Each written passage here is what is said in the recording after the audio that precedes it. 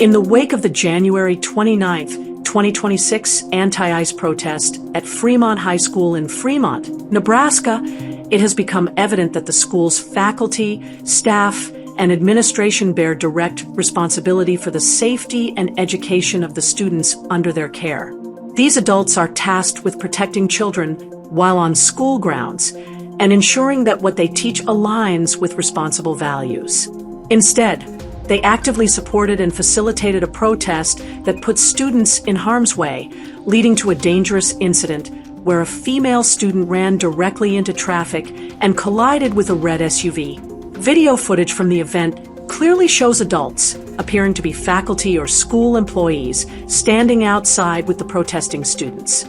These individuals not only supported the demonstration, but also helped facilitate and direct it. Reports from various sources indicate that faculty and staff assisted students in making signs and preparing for the protest during school hours.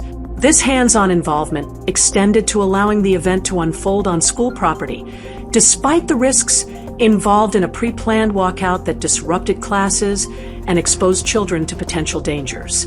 Beyond mere facilitation, there are accounts of faculty and staff participating in the indoctrination of students with anti-American rhetoric, pro-immigrant views, and support for illegal immigration.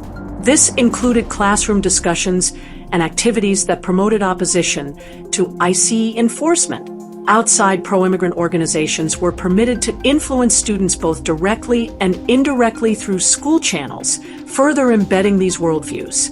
The administration, school board, and even city officials share in this responsibility as they oversee the school system and the well-being of Fremont students and community. By allowing such influences, they failed to safeguard the children from manipulative ideologies that led to reckless actions. The protest itself was a direct result of this indoctrination. The female student who carried a sign and ran straight into the path of the moving red SUV was unprepared for the severity of her actions. She darted into traffic without understanding the full risks, influenced and directed in part by school officials and employees. In this sense, she is a victim of brainwashing by the adults around her, faculty, staff, and community members who pushed a pro-illegal immigrant agenda as part of a broader scheme involving radical anti-American activist groups. Fremont High School is directly accountable for her actions, as the environment created by these adults encouraged such behavior.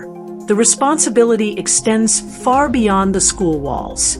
Adults in the Fremont community, including those involved in anti-ICE protests or pro-immigrant organizations, have let their children down by endorsing and participating in activities that endanger youth.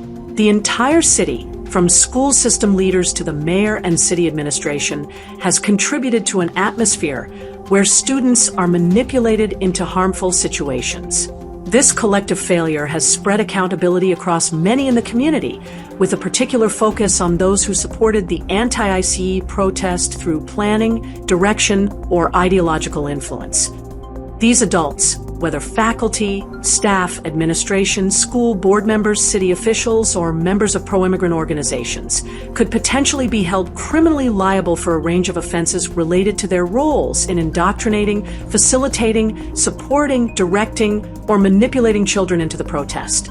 Possible crimes include child endangerment, by allowing or encouraging students to leave classes and protest in or near traffic, putting them at physical risk. Reckless endangerment, directing or failing to prevent children from entering roadways, leading to accidents. Contributing to the delinquency of a minor, indoctrinating youth with ideologies that promote unlawful or disruptive behavior, such as unauthorized walkouts.